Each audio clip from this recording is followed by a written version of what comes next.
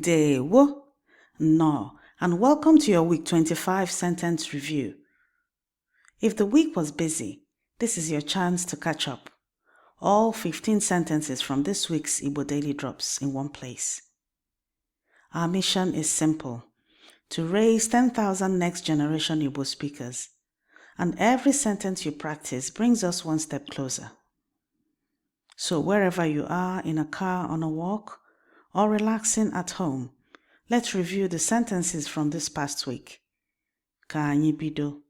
Let us begin. Number 1. Ọ na-atọ ụtọ. It is sweet. Repeat after me. Ọ na-atọ ụtọ. Ọ na-atọ ụtọ. Ọ na-atọ ụtọ.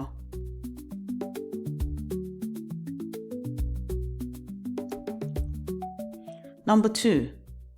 Ọjị na-elu ilu. Kola is bitter. Repeat after me. Ọjị na-elu ilu.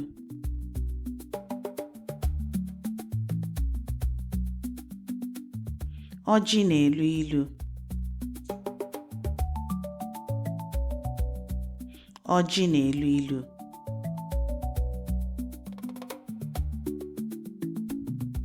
Number 3.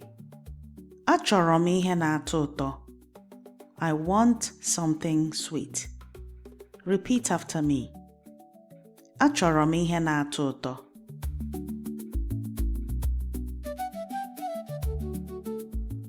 Achọrọ m ihe na-atọ ụtọ.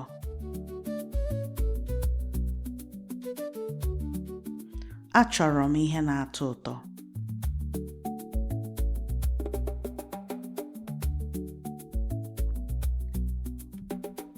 Number 4. Nnu dị ya. It has salt. Repeat after me. Nnu dị ya.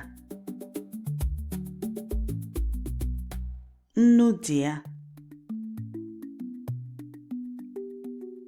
Nnu dị ya.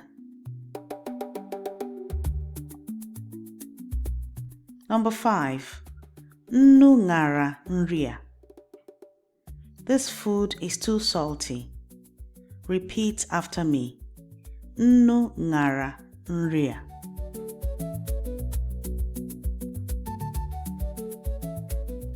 Nnu ṅara nri a.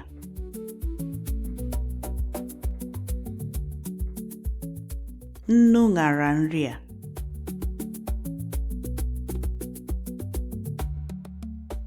Number 6. Anyị riri nri na-enweghị nnu. We ate food that had or has no salt. Repeat after me. Anyị riri nri na-enweghị nnu.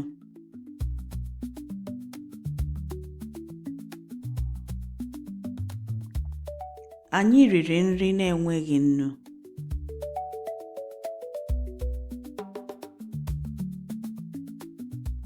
Anyị riri nri na-enweghị nnu.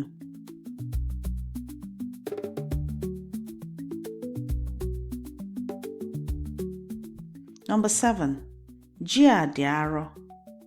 This yam is heavy. Repeat after me.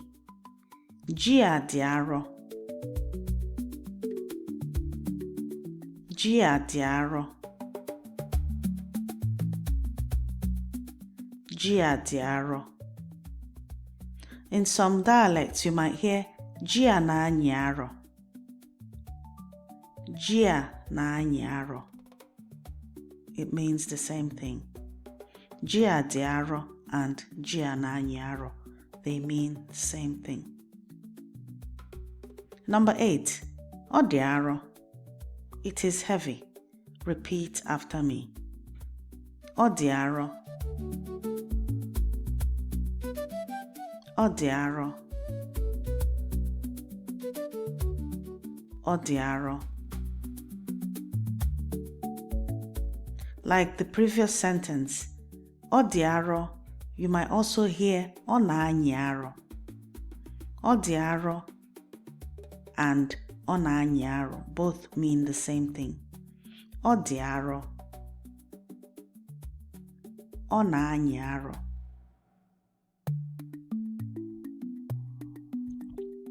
Number 9.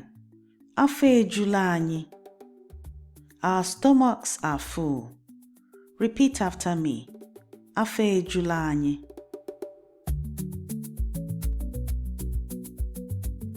Afọ ejula anyị. Afọ ejula anyị.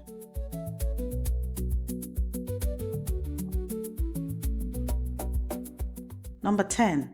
Bịa rie nri dị ụtọ. Come and eat tasty food. Repeat after me. Bịa rie nri dị ụtọ.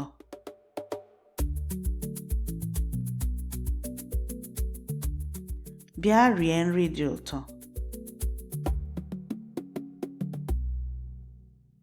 Bịa rie nri dị ụtọ.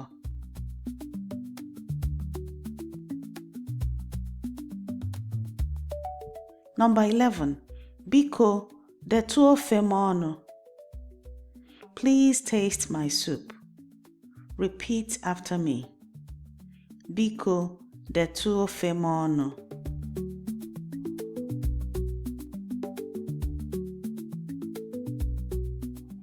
Biko, detụ ofe m ọnụ.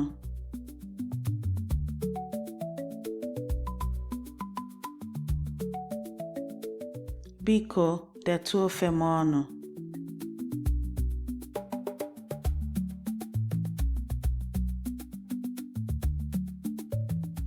Number 12. Ọ bụ nri ọma. It is good food. Repeat after me. Ọ bụ nri ọma.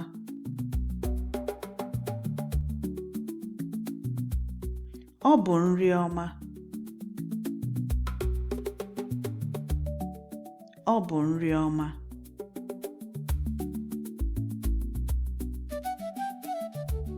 Number 13. Anyị gara n'usekwu. We went to the kitchen. Repeat after me.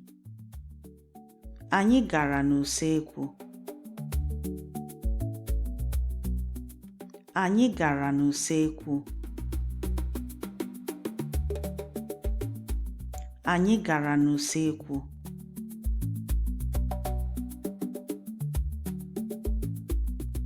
Number 14.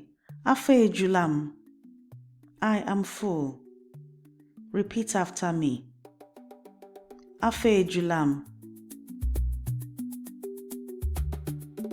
Afọ ejula m. Afọ ejula m.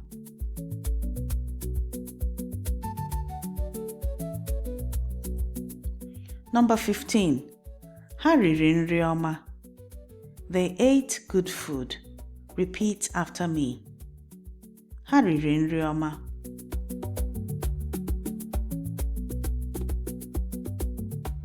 Ha riri nri ọma.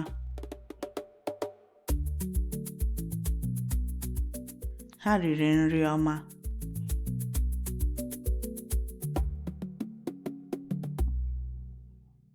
And that's a wrap for this week. 15 sentences from week 25. Remember, fluency isn't built through perfection, but through consistency. To keep practicing, download the free speaking workbook for this week at learnigbonow.com. Abụ nwanne gị nwanyị Yvonne Chioma Mbanefo. I am your sister Yvonne Chioma Mbanefo. Ka ọnụ gị cheta asụsụ ndị ichie anyị. May your mouth remember the language of our ancestors. Ka o mesịa. Goodbye.